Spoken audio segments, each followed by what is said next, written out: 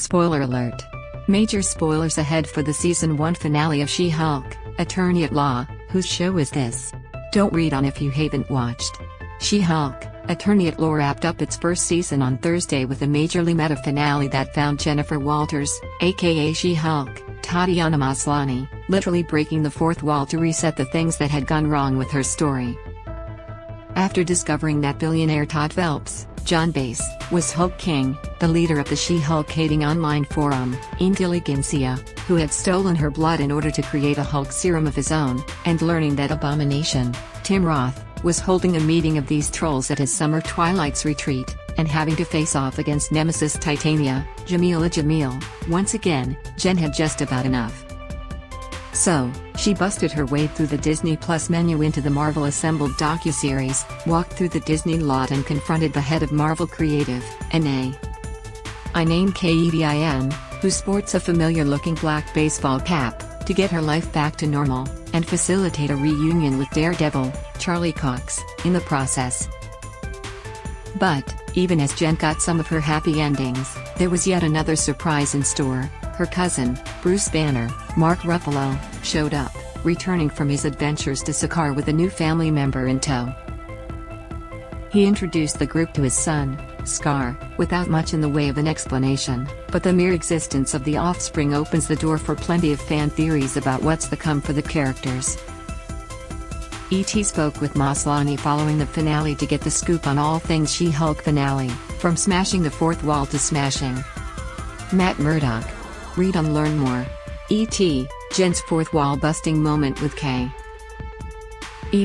was one of the most fun moments of the series, and so in character for She-Hulk. Was that the plan from the very beginning as to how the season was going to end? Tatiana Maslany, I don't even know when that locked in or even when I read that script. But I just remember being so excited by it and kind of tingly because it felt really irreverent and special, and it was so unprecious. It was really cool. Another part of Jen's journey in the finale was being restricted from using her She-Hulk powers, and maybe being surprised at how upset she is by that. Where do you think she's at with her hero's journey by the end of the season? I mean, I feel like this thing was thrust on her in a way that wasn't her choice. And so she struggles with accepting it because it's not on her terms, it's not the way she wanted it to be, and she has a plan for her life. But then as she starts to investigate what this side of her is, when it's taken from her, again, not by her choice, she's like, wait, but where is my choice in this? Where's my decision? How do I get to navigate this new part of my life? And why does everyone else seem to be able to decide for me? So it's really about reclaiming control of the story and control of who gets to tell her story and who gets to decide her story for her. This series really has such a different tone from so many other things in the MCU. I found it really refreshing, light and fun, and almost feminine, but in a good way. Were there certain moments of the show where you really felt that come through? Well, I think it's so interesting even the way you worded that, where you said, feminine in a good way. But it's true, because I feel like that word has come to mean lesser than, it's come to mean infantilized, it's come to mean silly, it's come to mean petty. You know what I mean? But what I loved, and this is certainly something that I grew into understanding as I did this character, where I was like, Therese, this bubbly, joyful femininity to this part, and to my connection to Ginger Gonzaga who plays Nikki, and to the horniness of the show, and to the playfulness of the show, that I was like, oh, we're actually reclaiming femininity in a way. And I felt like I got to, because I've got so many feelings about femininity that I'm trying to reprogram. But getting to play this character in this context of very masculine, very male, very slick world, she's kind of effervescently feminine. And the bar scenes with Nikki when we're figuring out swipe dating or dancing, all of these moments really do feel like they celebrate female friendship, female desire, female goofiness, all of that stuff. I think that absolutely also comes through in her flirty relationship with Daredevil, too, that they get to have these fun moments but it's not hugely fraught or worried about being an endgame situation. It's so interesting because everybody's been like, wait, she brought him home to her parents. How serious are they? And I was like, I think she's just having fun. And I also think she kind of knows that her parents are going to be a test for him just as a person to see if he's got it. You know what I mean? It's like throwing him into the lion's den in a little fun way that she gets to witness. But I don't know what their future is. I mean, I think Jen's life is just starting to feel like hers and starting to open up. And so I feel like that opening could be all kinds of things, but I definitely don't see it as a solid relationship at this moment. Daredevil makes his She-Hulk debut, exclusive. This video is unavailable because we were unable to load a message from our sponsors.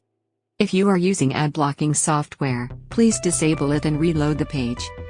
Obviously, with Marvel, all future secrets are under lock and key, but I want to ask about a potential season 2. If that were to happen, what would be something you'd want to see for Jen in the next series of adventures? It's so hard for me to say, because the thing that drew me to this part initially was the fact that I didn't predict it, that it was bucking the expectations that I had.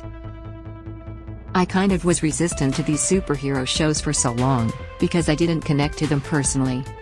But then Jen/She-Hulk came along and I was like, this is hilarious, and this is weird, and this feels like something I would care about.